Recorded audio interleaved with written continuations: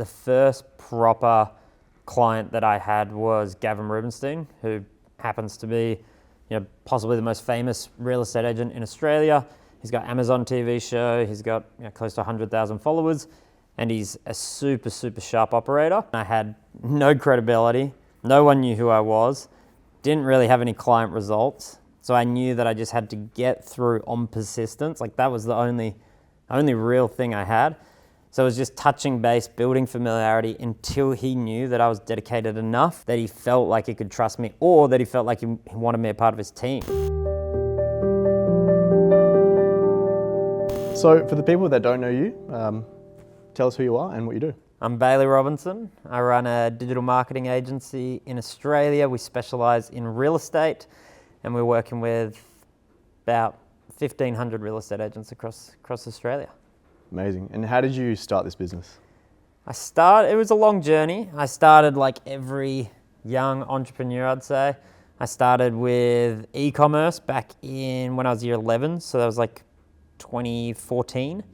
Then moved to nightclubs, and then I looked at the real estate industry. Truth is, I had no money. And I was like, who has money? Real estate agents. And I looked at all of their ads, and they had the worst ad to dollar value, I think, in like history. People were selling like $20 million properties, and they were using these cookie cutter templates. They weren't promoting from their own page. They were just doing like god awful advertising. And I was seeing what we were doing for like a $50 drop ship t-shirt. And I was like, why are we doing such a more complex advertising like structure for something that is worth $10 or even less from China compared to what people are doing for a $20 million home in Double Bay? And it just didn't really make sense to me. Then I sort of thought like, okay, well, there has to be a market that actually wants to use their properties to build their personal brand, to build their company, to get more out of it, and ultimately to get better results for the property themselves. So I started pitching that to a few agents that just so happened to be top in Australia, and they liked the idea, and then they took me on, which was good. Amazing. Who was the first agent that you worked with? I worked with like a couple of agents here and there, but the first proper client that I had was Gavin Rubenstein, who happens to be possibly the most famous real estate agent in Australia. He's got Amazon TV show. He's got close to 100,000 followers, and he's a super, super sharp operator. So I started working with him back in 2020 December. I cold emailed him and I sent him the subject line, which was, hey, nice 5711R, which was a gold Patek that he was wearing at the time. Did that without asking for anything. I just wanted him to open the email, say thank you, so then I wasn't in the spam box, which worked successfully. Then at the time it was COVID, so everything was happening online. I'd watch all of his live auctions, everything, keep up to date. And literally as the hammer would go down to sell a property, I would text him and be like, boom, massive result, congratulations. After I think it was like 42 emails or something like that, he and calls and everything, like literally everything. I spent my whole life dedicated. I was waking up at like 4 a.m. in the morning to make sure when they were awake, I was already pumping. After that, he flew me over to Sydney. We had a meeting. He sort of offered me a job while I was there, and I said, no thanks. And then from there, he was like, cool, if you're going to be this persistent, we're going to take you on. Started working with him. And then the second client off the back of that was Alex Jordan, which is, probably number one in the world in my eyes at least, but he number one in Queensland, writes sort of 12 million at the moment. Wasn't writing that back then, but took him on. Well, he took me on more to be honest, and he helped us with like everything. Like Gavin helped us with structure and sort of like how to be a powerful business. Alex helped us with all the other stuff like pricing, making sure we're talking to people the right way, all the systems, etc. So I was really, really lucky that like the first two guys, and I probably didn't know any better, but I was like, cool, we're working together. I can call you for anything. And I'd call them and be like, hey, I want to hire someone. Like, how do I do that? Or, hey, think about getting an office. How do I do that? Or anything like, hey, I want to do this. And I had built a friendship with them at this stage, but I sort of treated them as mentors. And then I think they were sort of forced just to be my mentors because I made that happen. So they were just helping me with every single thing that I did. And through that, we became like such a strong business because we were literally starting from ground zero, got two of the best guys in the country. And then they helped us set everything up and like how to structure an actual successful business from the get-go. So it was really beneficial. Which was, so Gavin and Alex, I'd say, changed my life. And in your mind, before you even reached out to Gavin and Alex, what made you even go for them in the first place? Yeah, it was wild. So when I started, I didn't actually know a real estate agent. And I went around, I know everyone says, don't tell people what you're going to do, yada, yada, yada. I went around telling everyone, I was like, I am going to run the biggest real estate marketing agency in Australia. I remember my mates were like, ridiculous, like you don't even have a client, like whatever. And then I was like, yeah, well, I'm gonna do it. And then I sort of just like reverse engineered it. I was like, okay, well, I've tried reaching out to like everyone, that doesn't work. Now I'm just gonna reach out to one person and dial all my attention into one person, and then I'm gonna dial all my attention into the second person. And I just made sure that like I was reaching out to them because I knew I wanted to be the best, and to do that, I needed someone else to say, hey, this guy is the best. So I was like, all right, we'll go for these guys. I focused on them. They gave me the time of day, and then I just made sure we produced. Like, we were already doing good ads for other industries per se, but then like it just wasn't happening in real estate. So I went for the best people, gave them the best service, and then I let them tell everyone else, hey, these guys are the best, and it sort of just trickled down. And then I sort of just kept going, and I guess still today, I don't have a belief that like we can't do anything. Like I wanted to run the best marketing agency, we're doing that. Now we want to move into software, we're doing that.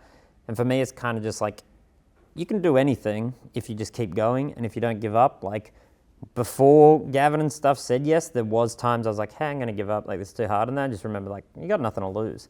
So I just kept pumping. And that's sort of just what we do every day. Like you just refuse to lose is sort of our motto. And if you just keep going, eventually you get the breakthrough. And I just decided that it was going to be with the top guys. Sounds like you have a very elite mindset. You gotta.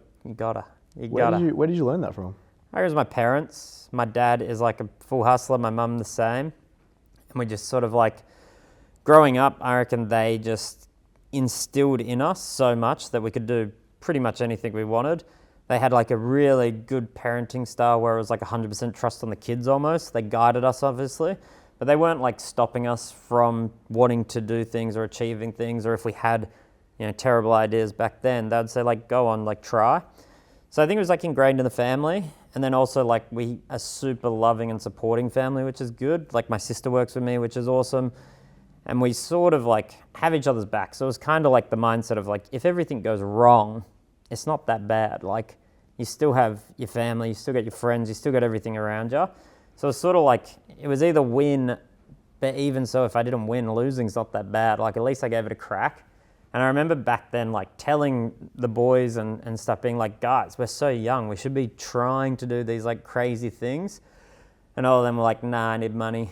And I was like, bruh, we don't need money. Like, we're not spending anything. Like, you don't even have money, you work in a full-time job. Like, we may as well take like a year or 2 years to risk it and try hit some big goals.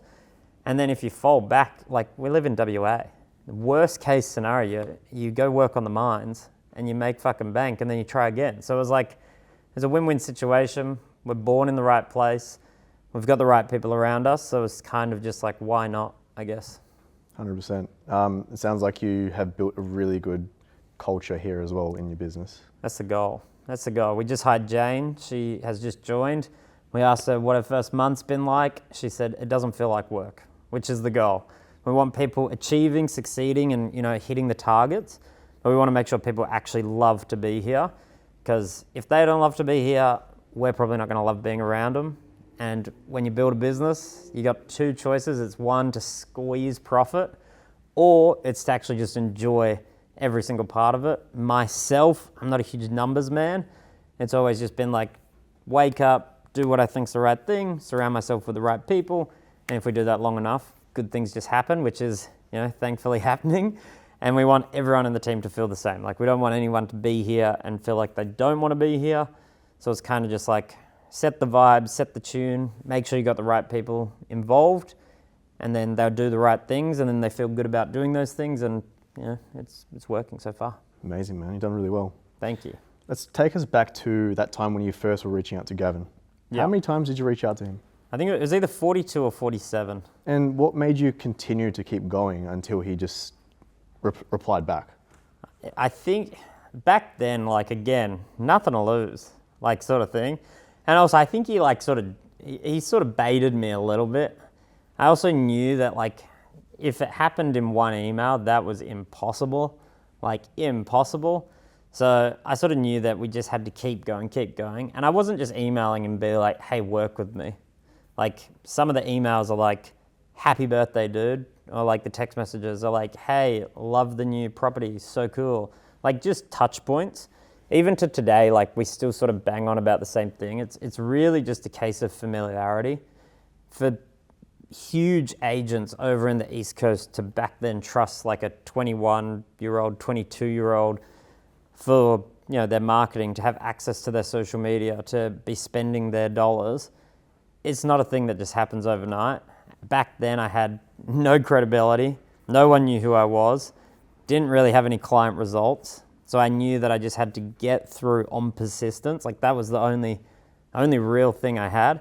So it was just touching base, building familiarity until he knew that I was dedicated enough to put in the weeks or months that it was, that he felt like he could trust me, or that he felt like he wanted me a part of his team. So it worked. The same thing I did with Alex. I think I messaged him close to 20 times as well. But after that, I had some credibility because I was like, hey, I work with Gavin. And then eventually he was like, cool, you work with Gavin, we'll have a call with you. And I was so excited when he replied. I accidentally called him Jordan, thought I'd smash the whole thing. I was like, oh no, I've stuffed this. But he didn't, I don't know if he didn't notice or he just forgave me. But then Alex came on as well, and it was just sort of like, persistence was the only thing I had to make it a short thing, and it was just familiarity.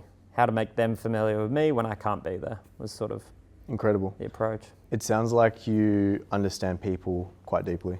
Well, that's it. Like, we were even talking about this in a sort of business chat the other day on how we had someone, I think, was asking us, like, are you B2B, B2C?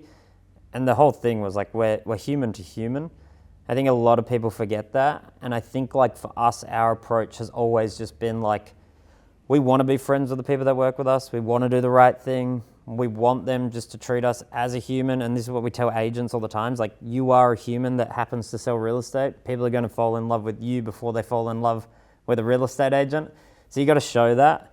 And it's just sort of like the approach we've had. It's like, be casual, do the right thing, stick true to your word, and actually get results. And then people sort of like fall in love with the people inside of the brand rather than the brand, because like 23rd Street now is recognizable. But I think for the first like sort of 3 years or something like that, all of our Google traffic was coming from Bailey Robinson. Like, people just searching Bailey Robinson marketing, Bailey Robinson this. Like, no one knew what 23rd Street was at all.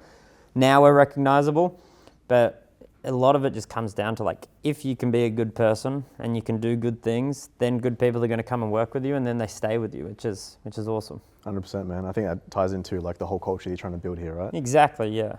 That's Amazing. it. We want good people to work with good people, and we want to be the goodest of them all. That's it. Unreal, man. You've done a good job. Thank you. So let's talk about at the start of the journey, right? Yeah. It sounds like you had this incredible self-belief and determination. So did you have that first before you took the action, or did you take the action first and then built that over time? I think I always had it, and I think it was ingrained in us, like from a young age. The belief that I've always had is like, if I want to do something, I can do it. Even with like, no experience and whatever it is, I kind of just believe that I can do it. And if I can't do it right now, I'm going to be able to get myself to a level where I can.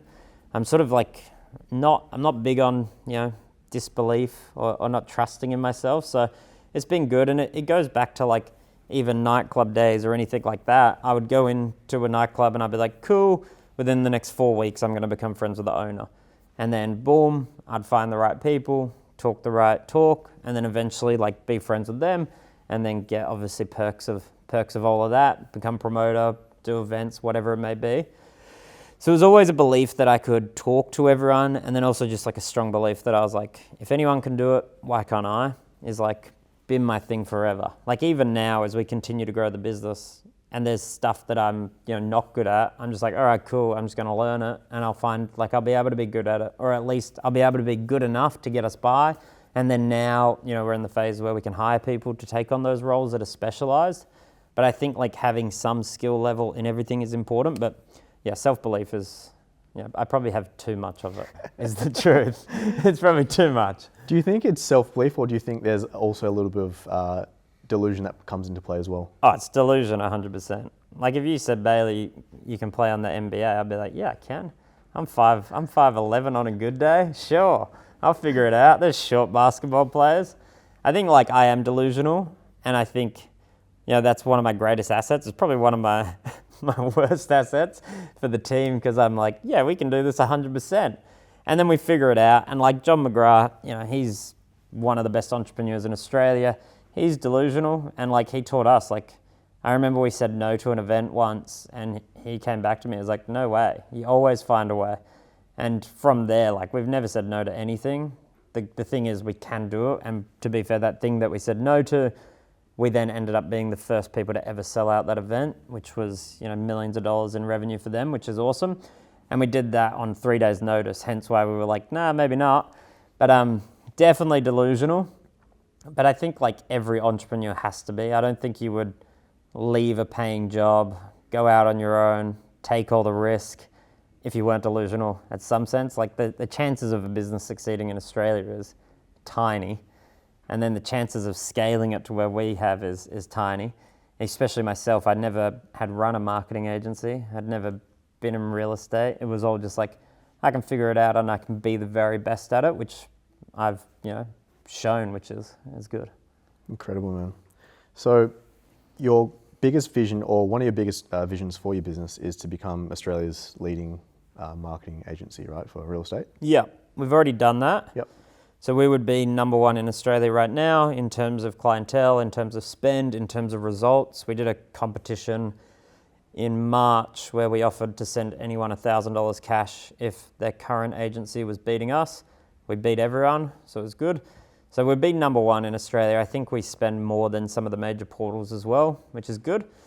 Our vision has changed, and it's to become like not just the marketing agency, it's to build more of a legacy brand, and it's to have impact on agents in more ways than just one. So we're rolling out new products, we're looking at what we can offer, we're looking at how we can help agents actually win more listings, not through marketing, through actually going to the presentations, giving them sort of like AI tools, giving them different softwares, and sort of being a part of all that. Right now, we do, I think it's circa 3% of all real estate in Australia comes through 23rd Street. We want to get to a stage where we're at 23%. The real goal is 20%, but obviously 23rd Street, so we have to just round things up. We want to be a part of that, and it doesn't have to be like we're doing the paid marketing on all those properties. We want to touch it in one way or another. Right now, I reckon we can pretty much achieve that if we roll out new stuff. Obviously, with our current products, there's prices that aren't accessible to every single market in Australia. Although we do we do properties from say 500,000 to, I think we just did one for 80 million. So we've got pretty good range, but we want to make something that's super accessible for every vendor in Australia. We want to make the selling process for vendors in Australia fairer. We want them to be able to get better results for less money.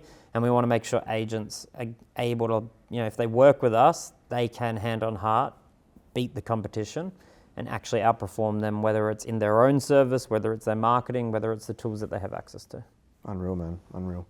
I see now that you have a full-time content creator in your team. We do. What sparked you to pull the trigger on doing that? And also, how have you seen the benefits of having someone document your journey? The spark was I hated filming. And then we tried like so many ways. Obviously, we're talking to you as well.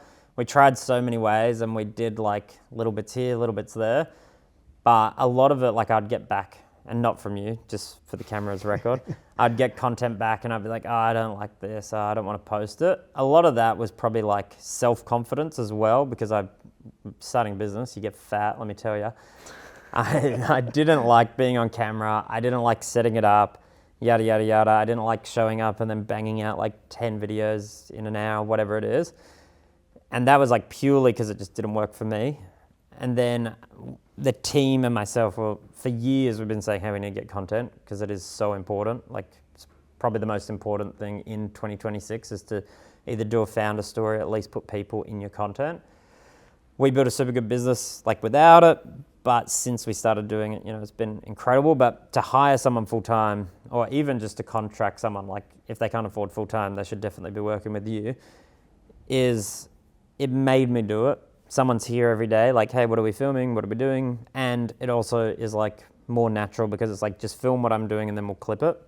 Since we've started that, it's helped like dramatically. Like, we were already booking calls like fantastically because we were just, we're good advertisers. Since we started doing video ads, it's like changed the full dynamic. We're booking calls for cheaper. We're booking higher quality calls. We're getting recognized at like Arik. We're getting recognized way more, even down at the restaurant, sort of like down the road. We got recognized randomly. Someone's like, hey, you Bailey Robinson? And it's worked really well. The other thing that has helped a lot is when we were just doing graphics and stuff, we were able to book calls, but it was a lot of people that were still sort of like confused on what we did or whatever. Since doing the video content, it's like CEOs, directors, people that are managing an Australian-wide brand are now reaching out and being like, I like 23rd Street, like we want to work with you. And the trust has already been formed. And it goes back to like the email thing that I was talking about, Gav. Like, in this day and age, people are getting bombarded by content, like bombarded. So you need to make sure that you are part of that bombarding and you're putting out better content and you're getting in front of them more, because there's nothing like more important than your face times frequency to a prospect, is what I see. And the more times someone sees you online, we're in this parasocial relationship where people see you on Instagram, they think they know you, they start to like you, and then they want to work with you. So I would recommend it to anyone. He's not paying me to say this, but I'd recommend anyone sign up to any form of videographer, get content, talk about what you do, be authentic on it, and get that out online through paid ads to your ideal prospects, because you will book more calls and you will grow your business organically. I think even since we started doing it, we've seen like a 400x in our Google search, sort of, not 400x, sorry, 400% in our Google search, for no extra money being spent. Like, people are just recognizing us more, and we've grown our followers, we've grown everything. So it's next level. People got to do video content. From your perspective in real estate, what do you think separates a good ad from a great ad? Good ad from a great ad. So like, good ad from a great ad, or a bad ad from a great ad? Even just from bad to great. So it's a lot of real estate ads, probably pretty much everyone that's not done by us, they're super one-dimensional, and it's literally like a shitty template put online, ran from a different person's page, normally the portals, not to throw shade at the portals because it's great for them, but it's really bad for the agent. And they just run this like super boring ad that looks like an ad, is like what it is. And it's just one picture and that's it. Hey, click me.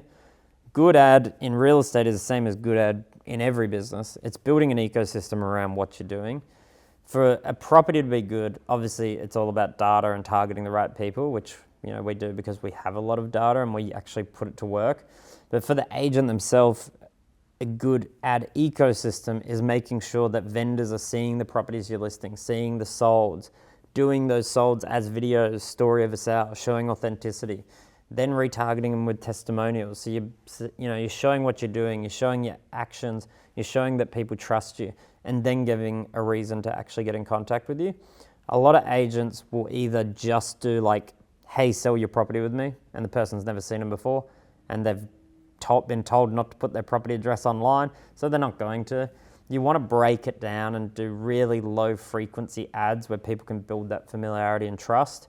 So then when you're asking for something in return, you've already given them a reason to trust you, whether that's through the properties, through the testimonials, through downloadables or anything like that that are easily accessible, and then ask them, hey, can I sell your property? and you're going to get a lot more out of it. Same as every business. Like if you just run an ad and it's like, hey, no context, sign up, it's not going to work. If we did that, it's not going to work. Like, but for some reason, people in real estate get lied to by other companies, and they're like, yeah, let's just do this. And then either they get no leads or they get hundreds of shit leads, and they're in the same place, but they've wasted a bunch of money. So it's all about ecosystem. That's like the main thing right now. Love that, man. So let's talk about stuff outside of 23rd Street, right? If you stripped back all the business stuff, who is Bailey? Me. I'm just an easygoing guy. That's it. I don't know. I'm an easygoing guy. I'm sort of addicted to scale, I would say.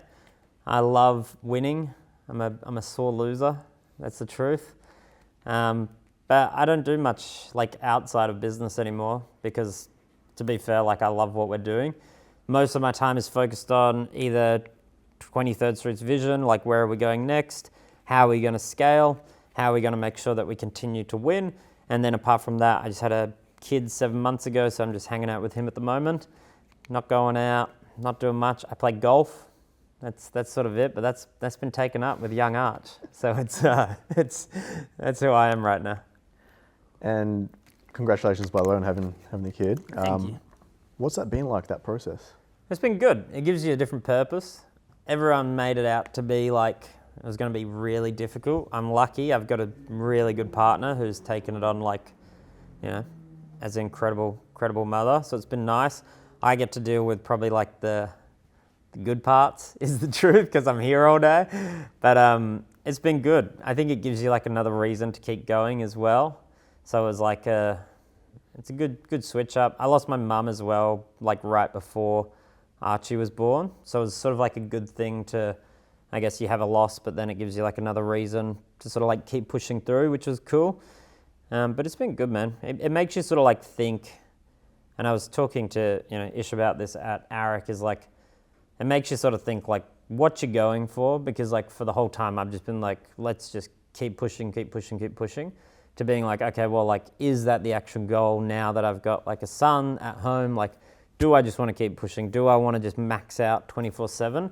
Or do I want to like, focus on more building the team around me so I can actually focus more on hanging out with my son? But I don't know. Like, I still haven't got to the point where I've figured that out, but having a kid, it's fantastic. I'd recommend it to anyone. I wish I'd done it earlier, but yeah, no complaints.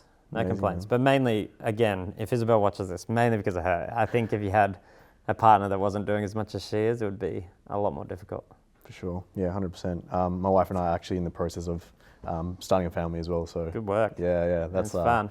That's the main focus for the next like year or so. You won't be going to America on whim trips, my friend. You get locked Be up. locked in, man. Be locked in. It's rough. Well, So- not rough, it's great. So in terms of golf, how often are you playing a week? I was playing like 3 days a week, and then I had a son, and I haven't played in like 3 months. So I wasn't that good either. So not a lot. I was playing golf again. I started, I think it was just before my mum died, actually, because I spent all day on a computer, which obviously is not good for your like nervous system at all. So I was just getting like overwhelmed. My phone screen time was like 9 hours a day. Like, it was hectic.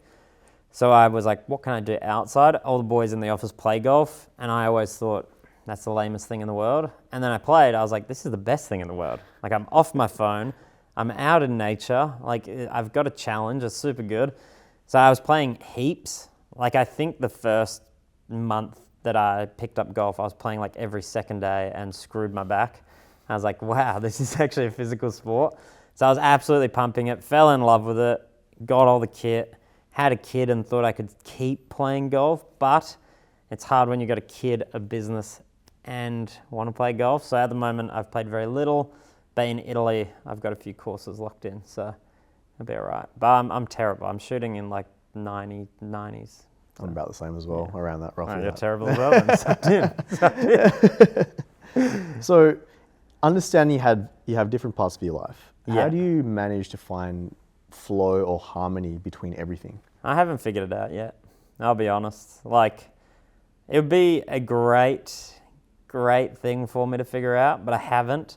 I reckon I run, again to like my nervous system, I reckon I run it just at max level.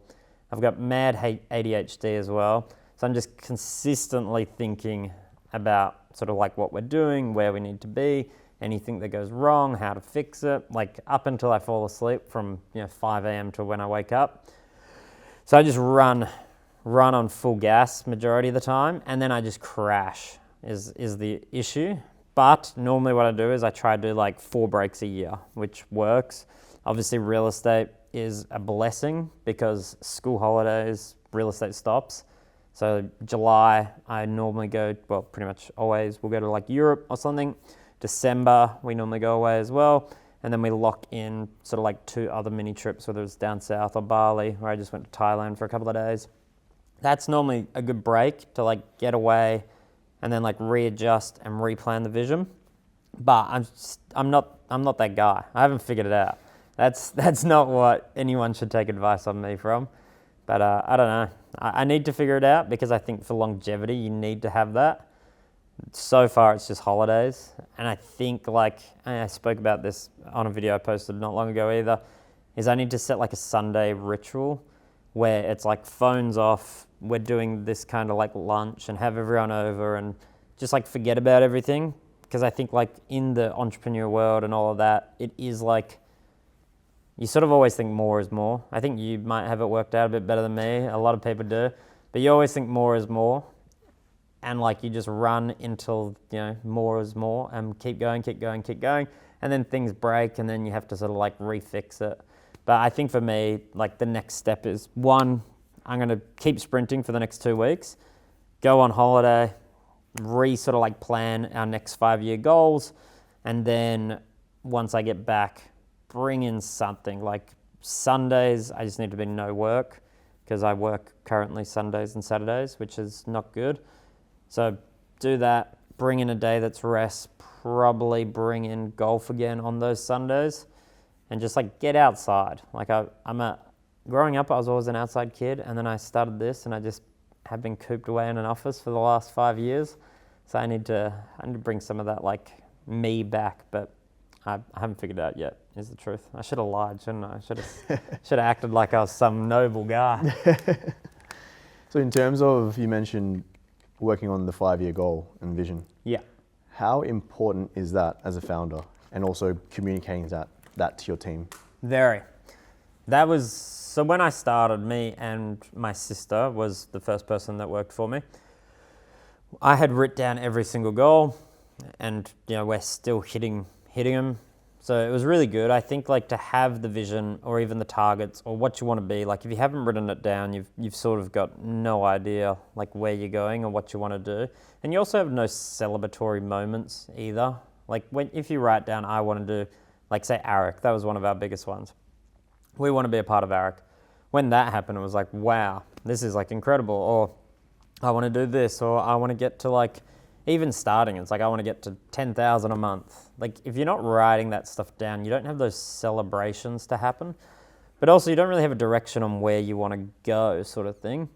I reckon if you're not writing them down, you've really sort of like missed the boat. For us, we're at those 5-year goals on Tuesday next week. So I need to redo them. Like we've written down like little ones, but I haven't done like the full sit down, like, take a break for a couple of days, really focus on exactly what I want. And so much has changed since when I started to now, obviously. So they're going to be a lot different. But I reckon that's one of the most important things to actually like have and to look back on and to make sure that you are focused on the things that you want to be focused on. Obviously they can change, but I think if you have like, where you want to go, you're sort of lost without it. And how good are you at celebrating each milestone or checkpoint? I used to be fantastic at it. Used to be. Like the last year, not so great, but so much has happened in my life that it's, not just that. But I remember I used to sign a client, I would physically be dancing like in the world. I think like a problem that we've probably had even for this last year, so much has happened, but also we sort of hit all of our goals and we haven't redefined like exactly what they are.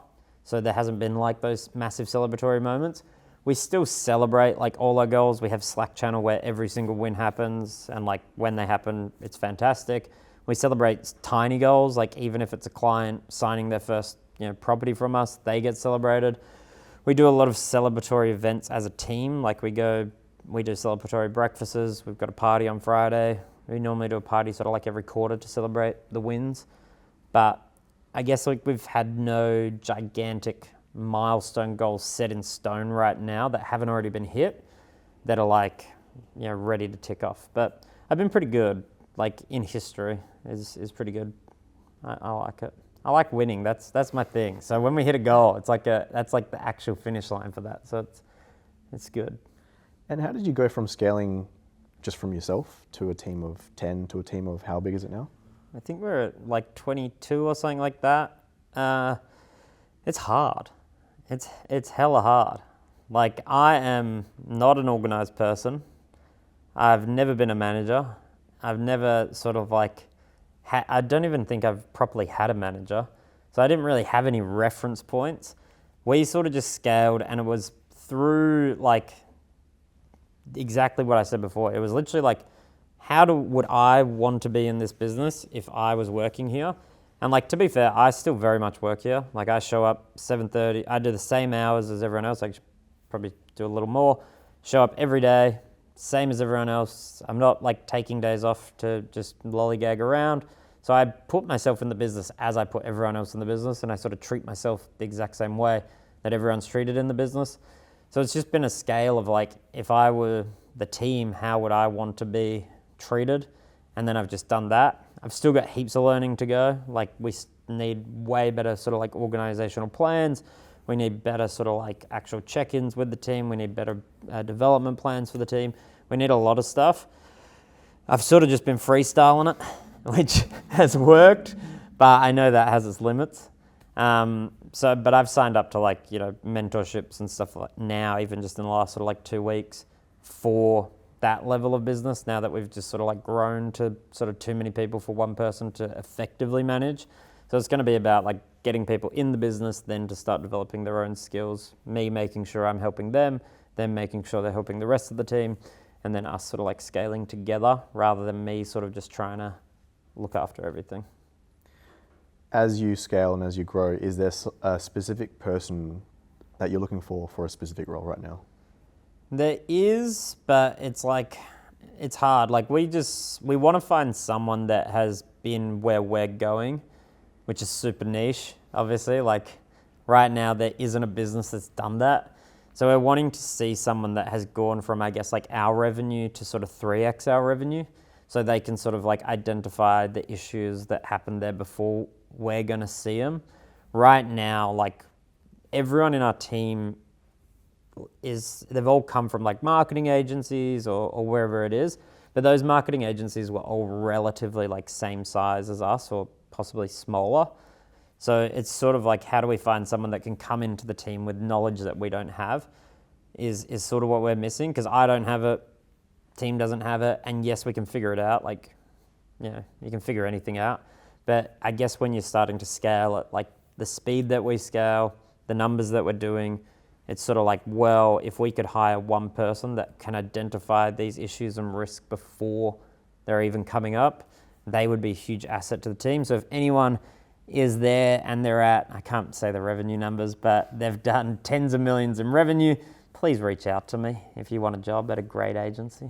What are the 3 biggest lessons that you've learned about yourself ever since starting this business? 3 biggest. I'd say one is that I can do it. Like it went from delusion to it's sort of no longer delusion. Like we really did figure it out. 2 is I'm probably better at leading than I give myself credit for. Like I hope I know, but I know that the team enjoys being here. I know that they like me, respect me, and stuff like that.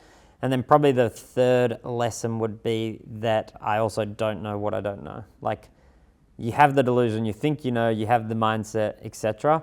But there's so many things that you miss on a day-to-day basis. Like I've been very lucky that I've been able to self-identify things that I'm not good at, and that I can, one, hand them on to team members that are good at them, or I've always just reached out to people. I've done an incredible job at just reaching out to people that don't know me and don't owe me anything, and saying, hey, can I get your advice on this?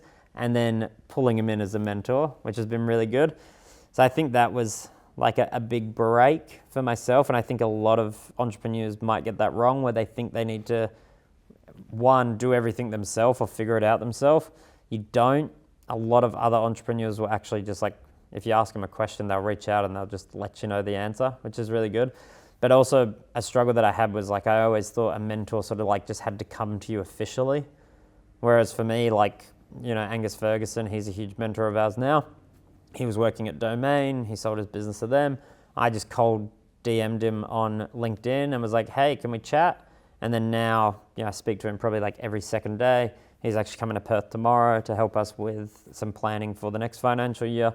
So it's been good. So I think like identifying that you know, you can be good at everything, but you're not right now, and finding someone that is going to speed up the process a lot quicker, is probably one of the most important things for people to figure out. And you figure that out. You go to events, you get mentorships, you do courses and stuff like that, which, yeah, so like, don't be stubborn. Don't be stubborn. That's good advice, man. Yeah, really good advice.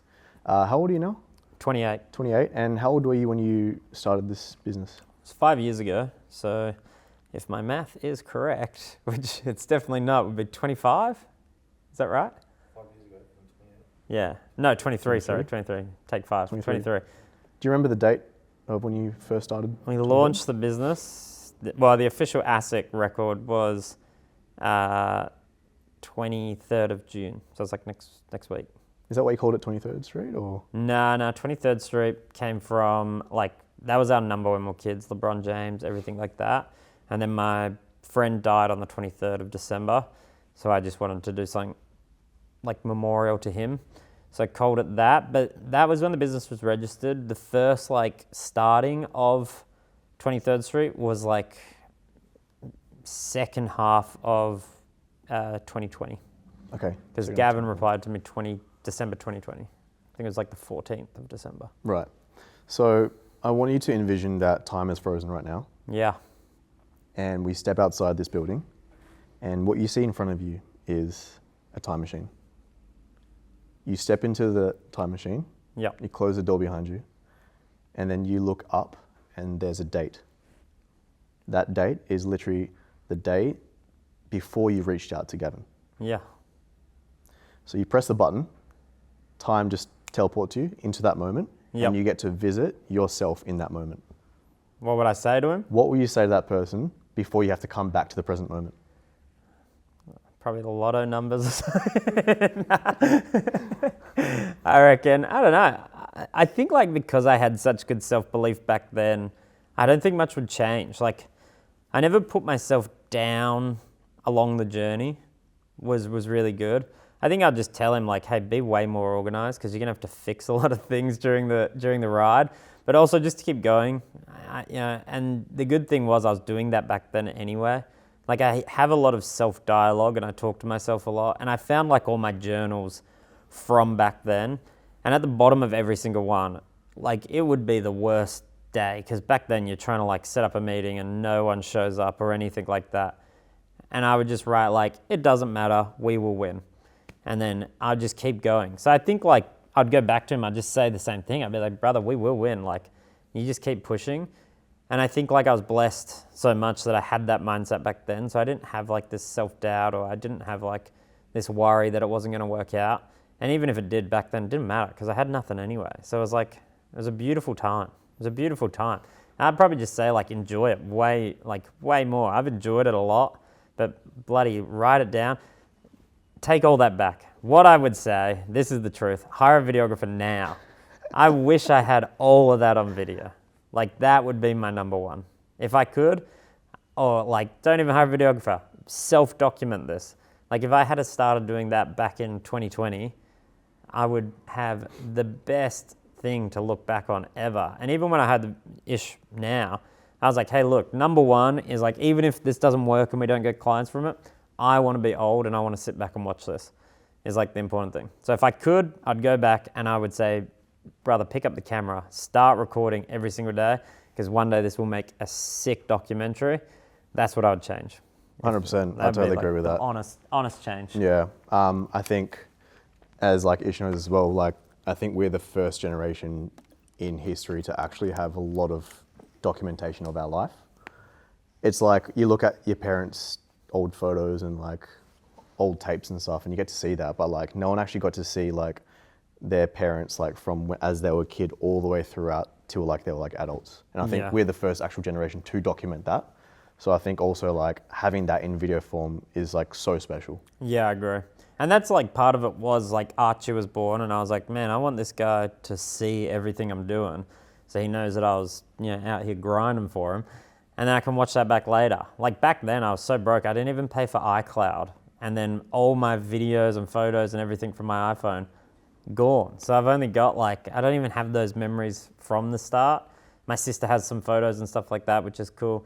But God, I would have just documented everything. That would be like the best. And had I started back then, I'd have hella followers. I'd be absolutely booming. And I reckon the business would have grown way faster. Like had I just started video straight away. For sure. Final question for you. What do you want to be known for?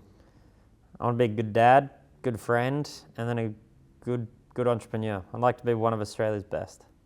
That'd be Beautiful, good. man. Well, you're on the path though. So I'm hoping. Let's keep hustling. let's do it, man. Thank you for your time. Thank you, man. brother. Appreciate it, bro. It's good.